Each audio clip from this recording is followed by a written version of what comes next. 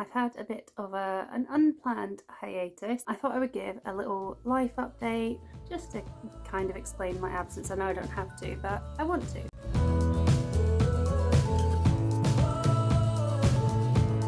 Initially, I'd stopped making videos just because I couldn't cope. My mental health has been really bad this year. I don't know if I've talked about it on the channel, but I had been off on long-term sick from work since January, and in June I tried to go back more out of guilt of being off than actually feeling better. So I did a phased return and I really wasn't even coping with that, and I have made the decision to quit my job. This is a position I've never been in before. I've never ever given up a job without a job to go to, but I think this has been building for a very long time, my mental health issues, and in tandem with that I've been really striving to build my career. I've taken on roles with much more responsibility and things like that.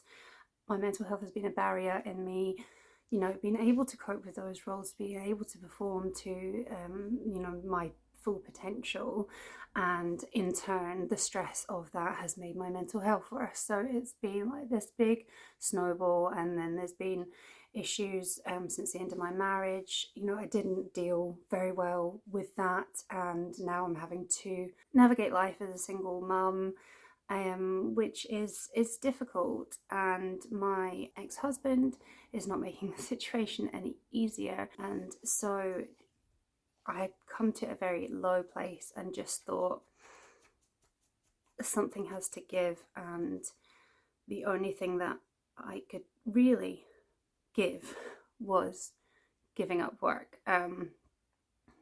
Obviously now I've got the added stress of financial pressures, but it wasn't a choice I came lightly to. I love the organisation I worked in. I really believe in the programme that I was working on. I went into that job wanting to be a great manager, be a great advocate for the programme and for the people that I was caring for, and it just wasn't happening. So then I also have all those feelings of failure and shame related to that. So yeah, it's been a lot. But then on top of that, I was also really busy, which didn't always help my mood. So like my youngest graduated nursery and turned 5 at the end of June, so there was a lot of stuff around that, which is a really bittersweet time for me because he's my last baby, and as much as it's such a joy to see them grow up and develop into a person, those years are so short, and they've been very marred by my ex-husband's actions, and so it's been quite a difficult transition time.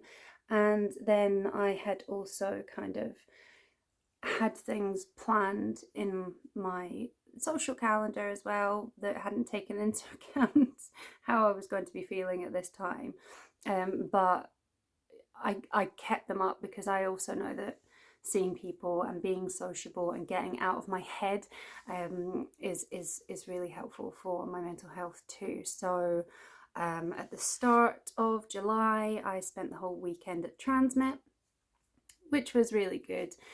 I am feeling a bit old for it, but I think that's because they've reduced the age limit of people that can come in, and there was just so many drunk, semi-naked teenagers, and I was not in the mood for that. But I did manage to see some acts that I absolutely bloody adore, including Paolo Nutini, who I've wanted to see since like 2005 and just never had the opportunity to do it. And then he disappeared like from performing and making music in 2014, and this was his big comeback, and he was fucking amazing. He was so good. It was like the best gig I've ever been to.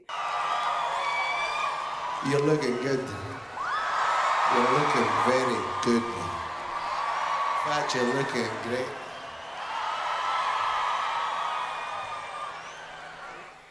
But then I also got to see one of my favourite bands in the whole world, Maximo Park. Again, I've seen them before, still fantastic. Jimmy Eat World were there, but then also Sam Fender, Tom Grennan, Griff. Like I saw, Sigrid again. Yeah, Sigrid's great. I just saw loads of really good music over the weekend, and that was nice. Ladies and gentlemen of the class of 99, wear sunscreen. And then obviously the kids are on school holidays, so I've been doing things with them. And last weekend, one of my friends turned 40, so a group of us turned up at her door at 8 o'clock in the morning to surprise her, and we whisked her away to Portavadie to go to the spa there. So we all had treatments and things, and then we came back and had a big family barbecue with all the kids and their partners and stuff. Not the kids' partners, my friends' partners. And that was just really, really lovely. And I went to another gig. I went to see Haim with my best friend, both been really into them for ages, so we went to that. They were fantastic. And so there has been a lot of good in amongst my mental health totally breaking down. There's just been a lot to distract me from BookTube, really, but I've missed it. I've missed watching it. I've missed, making my videos and interacting with people. So I really want to come back. And I think now that I'm not working, and particularly when the kids go back to school in a few weeks, I need something. There's only so much housework a woman can do. So I just need something to focus on that, like I said, takes me out of my head a bit and just gives me a focus and something to do while I figure out my next steps. I am in treatment. I am getting therapy with a psychotherapist, and we've rejigged my meds. I have been looking into pursuing an ADHD diagnosis. This is something that's been kind of niggling away at me for quite a few years. I did what everyone who suspects they've got ADHD does. I went on a deep dive looking at articles and videos on YouTube, and from professionals and from people who have had a diagnosis, particularly a diagnosis in women in adulthood. And there's a lot that is really my experience as well. Unfortunately, the mental health system in the UK is absolute bollocks. So I think realistically I would have to go private to get a diagnosis, which I'm not in a financial position to do that. So that's the thing. My GP's just brushed me off when I've mentioned it, so I don't feel very supported by them, but I do think it explains a lot about my lack of concentration, being unable to follow projects through, my major issues with procrastination, and also the pretty much lifelong depression and low self-esteem I've had. I do think I have been masking for my whole life, and that takes a toll. So it would be nice to to get some answers, but I don't know if I ever will. So that was a lot. I've spoken for a long time, but it felt kind of good to just, and maybe it explains a bit about me and why I'm not very good at being consistent with my channel, and I'm not very good at being consistent in interacting with people either.